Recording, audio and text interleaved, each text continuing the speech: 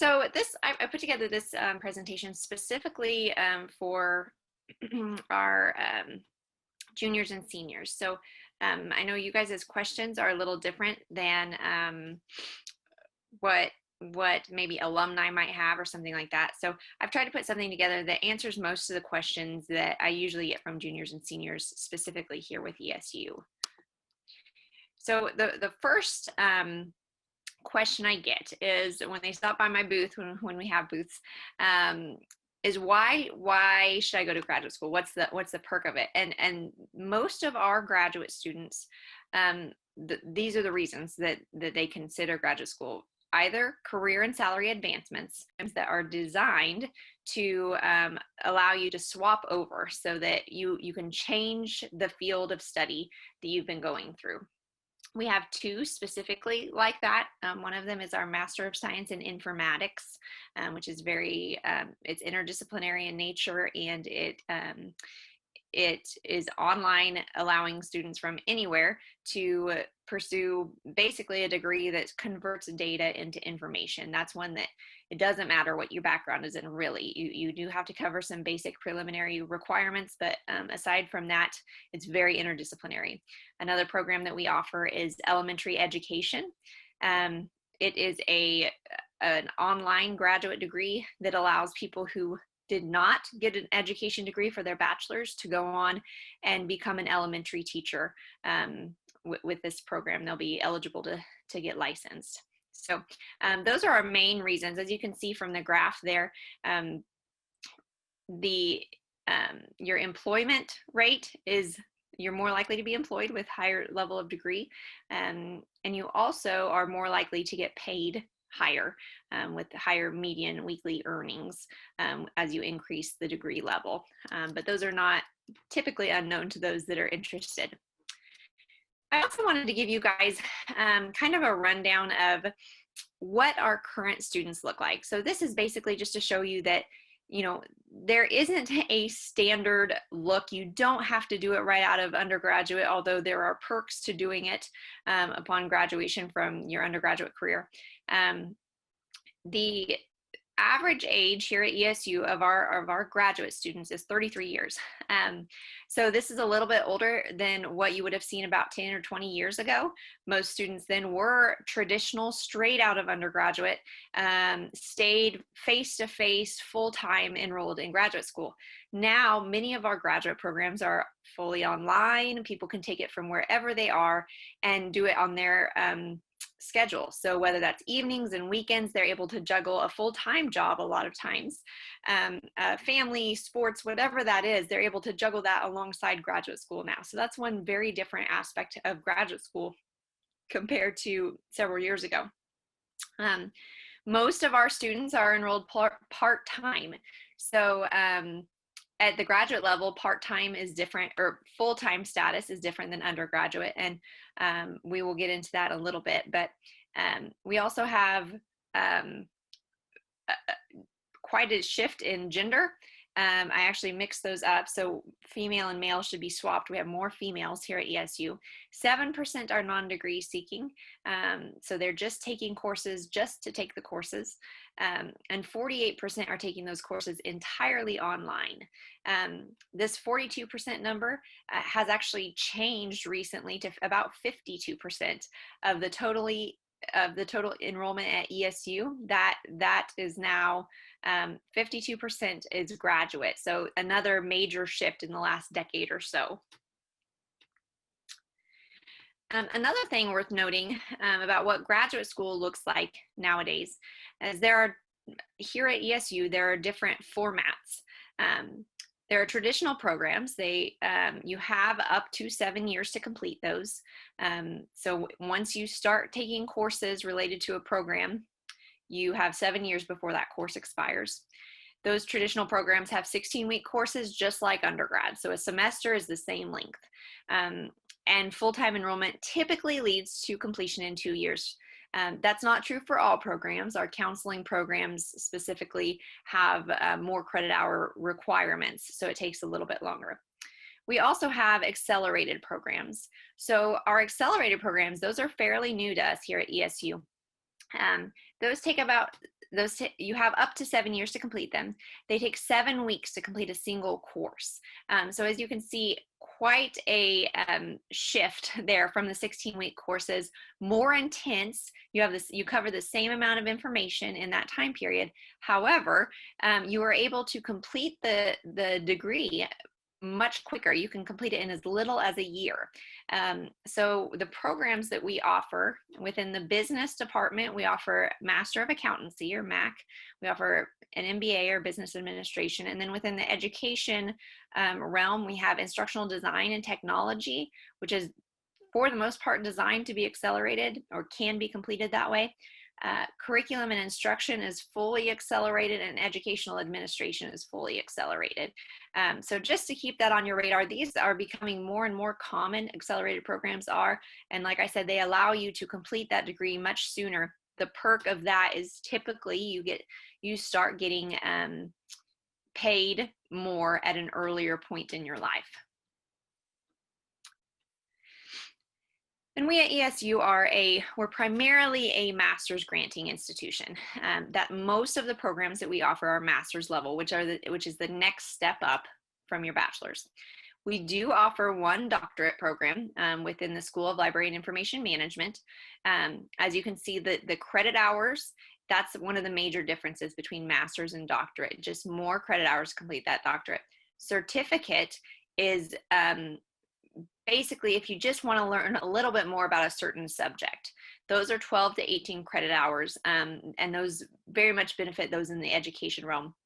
That field is one that if you're, for instance, teaching dual credit courses for high schoolers and college credit as well, certificates can help qualify you to do that. And we also have several licensure programs. It depends on the program, but here at ESU, again, we offer many programs online, some on campus, more of the science or research-based programs are on campus, and some hybrid. Our School of Library and Information Management is entirely hybrid, meaning most of the courses are online, but there are 2 intensive weekends that are face-to-face or have been pre-COVID, that the cohorts meet together to go through what they would otherwise do in a face-to-face class. So if you want to get a full listing of our programs that we offer, that's at emporia.edu/grad. You can see all of our programs. It'll tell you what format it is offered in, whether it's accelerated or online, on campus, hybrid. All of that information is at emporia.edu/grad.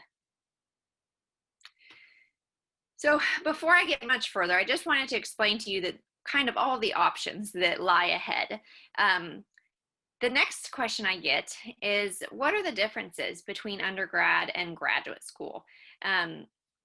You guys, as undergraduates currently, you are fairly used to having homework to do. That's always on your radar. Having tuition to pay, those kind of things. So you're at a really good spot to be considering these things. One of the major differences is the course rigor and expectations. To give you an idea, the full-time status at the graduate level is 9 credit hours. So the workload is equal, but you're taking less credit hours, just more intense courses, more in-depth courses, and more expectation on the student. There is also, many of the programs offer research opportunities. This is not for all programs necessarily, but those that are face-to-face have many research opportunities, which allows you to kind of get more hands-on experience, whether it's truly in a lab or running data, things like that. You get more opportunity to go in depth within the topics or subjects that you're studying that you maybe didn't get quite the chance to do at the undergraduate level. One of the main things you will see, especially when you first apply, is that there are specifically here at ESU thesis options. Many programs you can either choose thesis or non-thesis option. And what that means practically is usually in number of credit hours and whether or not you have to write and defend a thesis.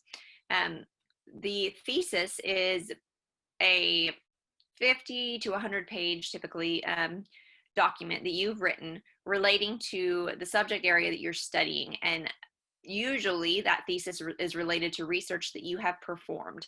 Dissertation is what we call it at the graduate level, and it usually encompasses more studies. But you will be able to choose a thesis or non-thesis option, and there will usually be a difference in the number of credit hours for each program, whether you choose to do the research component or not. Another major difference that you'll notice is the program or course formats. At the undergraduate level, most of what you've experienced is face-to-face. So you may have had some opportunity to explore some online learning, especially in the last year with all the changes that have been made. But at the graduate level, that is very common, online. So you're getting really good practice. Actually, this is preparing you for what you'll likely experience at the graduate level. Costs is another thing that you will find that is different at the graduate level.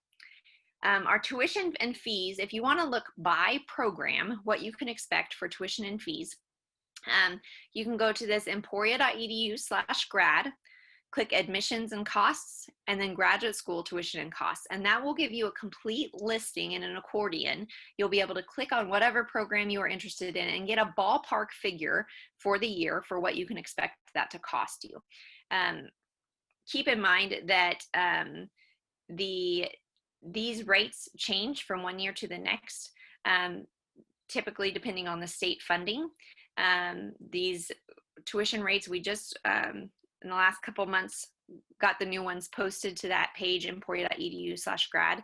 So you'll want to refer to that for more accurate numbers, but this is what it was last year, and like I said, it changes from one year to the next, not super drastically, but it's enough to make a difference.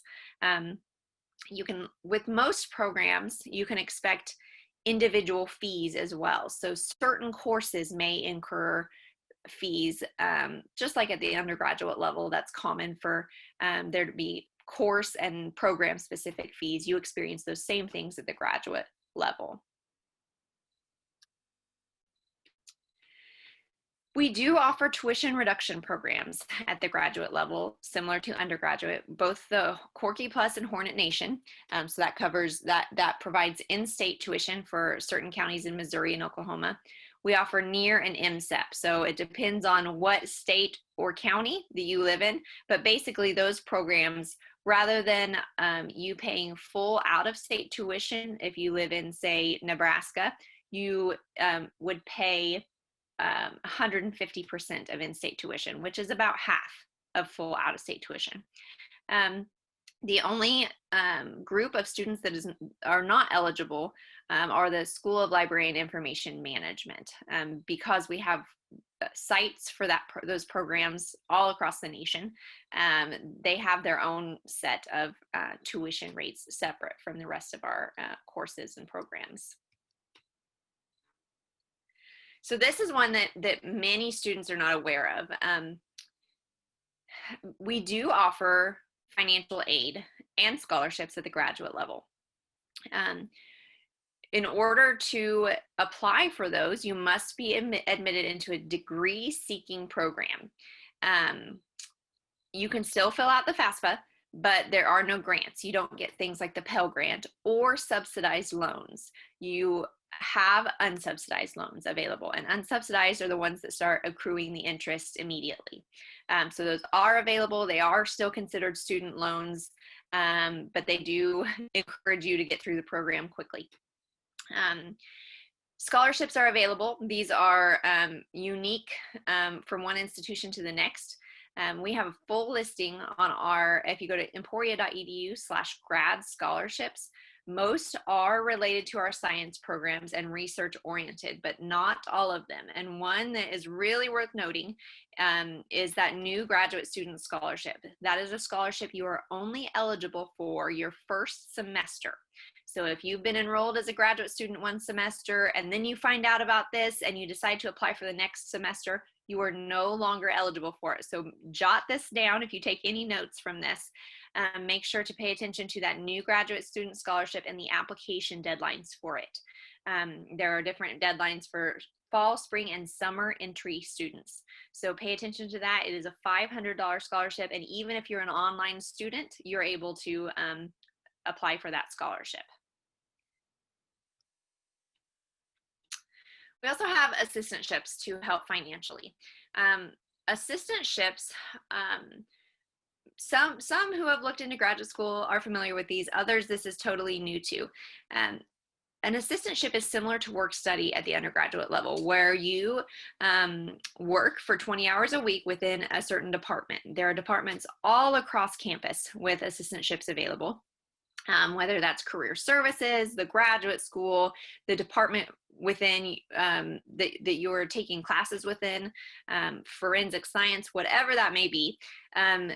They're all over campus. Now, we did have a budget cut this year, and that led to a cut in the number of assistantships, but we do still have several available across campus. What you might be doing during those 20 hours of work: you might be teaching lower level undergraduate courses, helping with grading. You may be performing research related to your thesis, or you may be doing administrative or office duties. So there's different names for each of those. A GTA, graduate teaching assistant, is related to the teaching and grading. Graduate research assistant is related to the research and most of the science fields. And then graduate assistant, that's what we have in our office here at the graduate school, that you would be helping us enter students into our CRM. You might be doing some scanning, answering phones, things like that. In return for the 20 hours a week, you will receive a stipend and or a tuition waiver. Now, it depends on what assistantship you get, but some of them do offer both the stipend and tuition waiver. You need to check with the department. So to apply, you'll go to emporia.edu/assistantships. There's more information about the assistantships there, but there's also an application. And when you fill out that application, you only have to fill out one, and there are several boxes at the top with all of the departments that house an assistantship. And you just check which boxes are next to a department that you would be willing to or interested in working for. So you can click the rec center, career services, Memorial Union scheduling, whatever it is that you might have an interest in. You can check all of them and just fill out a single application to get sent to them all. Whenever they have an opening, they have the option to review your application. Then if you've selected them as one of the ones that you're interested in, they can review it and let you know if they need to schedule an interview or something like that.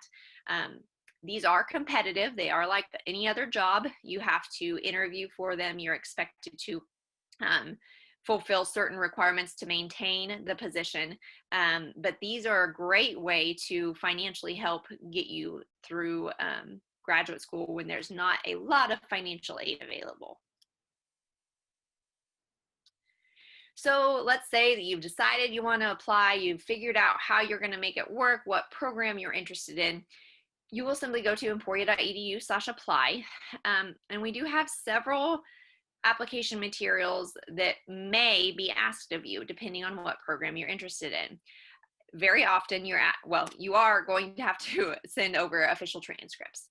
The GRE, GMAT, or MAT, that's more business, counseling, psychology programs. But here in the last few months, another result of COVID, because students haven't been able to go to face-to-face testing centers like that, a lot of programs are waiving that. So you'll have to look into whether the program you're interested in is still, if it ever was, requiring that test. Like I said, that's typically business, psychology, or counseling programs. A lot of programs do ask for references or letters of recommendation.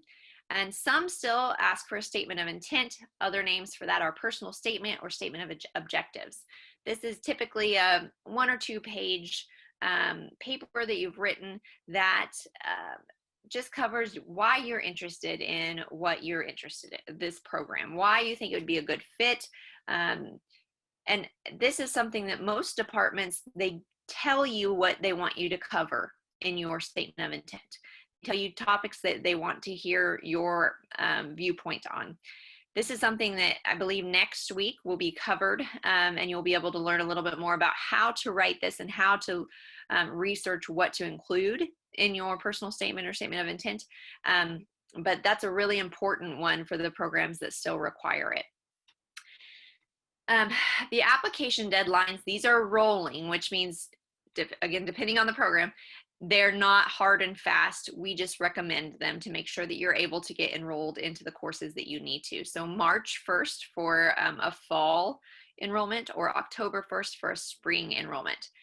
Application fees do apply, and that's a question I get asked often. If I'm an alumni, do I have to pay the application fee? Yes, you do. You still, as alumni, still have to pay that application fee. Once you apply, make sure you have submitted all the documents. It's not just the application. Like I said, there's those other pieces. Then you would await admission. You have to make sure that you meet the graduate school GPA requirements and then also the department level requirements. Some programs allow probationary admittance, which means you didn't quite meet their requirements, but they're going to let you go ahead and enroll anyway, so that and then just see how you do. If you continue to not meet the requirements, then you would be denied further enrollment.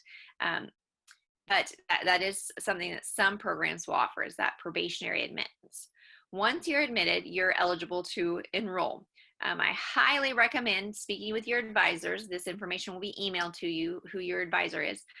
Speaking with them and getting your degree plan lined up for the duration of the program. You can log into your degree works, which hopefully you are already using at the undergraduate level, and see what courses you have left to take, and then maybe you can kind of go over and see when those courses are offered, when you could fit that into your schedule, and get it all lined up so you know what to enroll in which semester. It's also really important to know when the enrollment will open each semester, because we have several programs or courses that generate wait lists fairly quickly. So if you want to make sure that you get into the courses that you need, know when enrollment opens so you can jump on and get enrolled very quickly and not end up on one of those wait lists and having to await instructor permission to get added on. Frequently asked questions. This is the last of what I have, and then I'll take any questions you all have. First, how long does it take the department to make a decision? So say you submitted the application, you're waiting to hear back. How long do you have to wait? This is a very departmental dependent question. Most of our business programs are within 24 hours. You will know if you're in. Other programs, we tried at the graduate school, we try to ensure that you have an answer within a week, but we cannot guarantee that. And we're trying to actually shorten that window up quite a bit. But as of right now, that's very department dependent. If you went to ESU, do you still need to request official transcripts? No. Our admissions team already has access to those, so you don't have to figure out how to get them and sent to us. We can access those already, so you don't have to worry about that. Do you still have to pay the application fee if you're alumni? We discussed that. Yes, you still do. Do you have to enroll full-time? No, absolutely not. There are many, actually most of our students are part-time. You can enroll in one class. You can take a semester off if you want. Just remember that 7-year expiration. So you take a class, you have 7 years to complete that program before that class expires. So you have to take typically a few semesters with more than 1 or 2 classes. Can you still get an assistantship if you're an online student? You absolutely can. It depends on the hiring department, what they are looking for. Some of them prefer face-to-face. Some of them are totally fine with somebody online helping them from afar. So that's another one that's dependent on what department you are getting that assistantship in. And if you come up with further questions, like I said, I'll answer some here at the end, but I'm going to refer you to gradinfo@emporia.edu. We answer that email daily and would be able to answer any questions that you might have along the way, even if it's mid-application or you've got your stuff submitted or you don't even know if you want to go to graduate school yet. You're welcome to email us and we're happy to help you. So our next session, June Coleman from Career Services will be covering the next session. You will go over the application timeline, kind of knowing what steps to take when along this journey. And then she will assist you in understanding those different application materials, how to write them, how to know what to write on them, things like that. So it's actually a very helpful and very practical session, this next one is.